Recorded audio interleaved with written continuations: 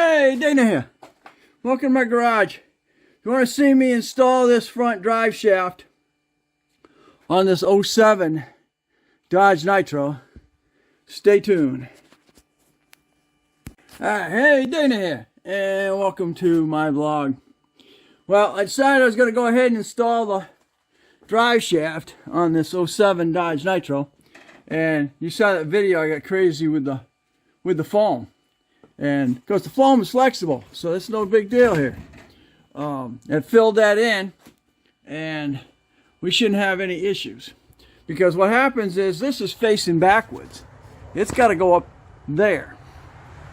And it's facing backwards, so all your crap is going inside this bearing and our universal joint.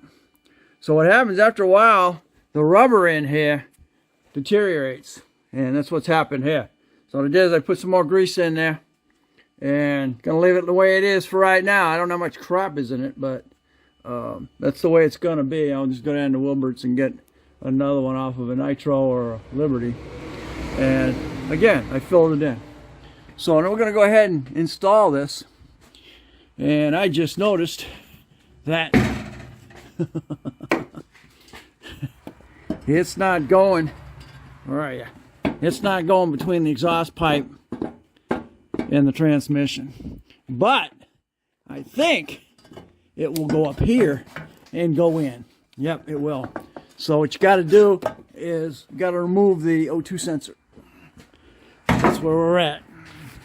Stay tuned. Okay, we are. All right, my front bolts. I've just put some.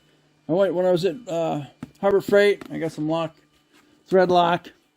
So it's going to go up in the front here. Unfortunately, when whoever pulled this off of there, they didn't mark anything. So unfortunately, I'm putting it back on. Guessing. Okay, I got a little snag that I got to work with. The freaking cap came off while I was trying to line it up with the holes. So we're going to start over again. Okay, we're going to try it again. What I had to do is it was seated on me, so I used a little punch here, and I went in the holes, and I pushed it up. So you can probably go behind it and pop it out too, because you don't have the holes lined up. This is the whole deal. We got to get the holes lined up. All right, a little work. Playing with it, finally got it lined up. My last little bolt here, and then I can go ahead and get my front ones in. Back ones are a pain. I'm using my electric ratchet and extension with a wobble extension on it. Is that about? That's about a 6-inch wobble extension.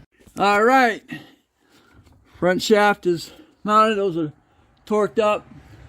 Rear ones are all torqued up.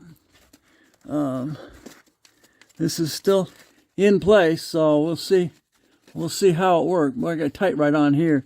It wouldn't let me pull it forward, but all right. So that's all torqued up. Hopefully, it's balanced right. The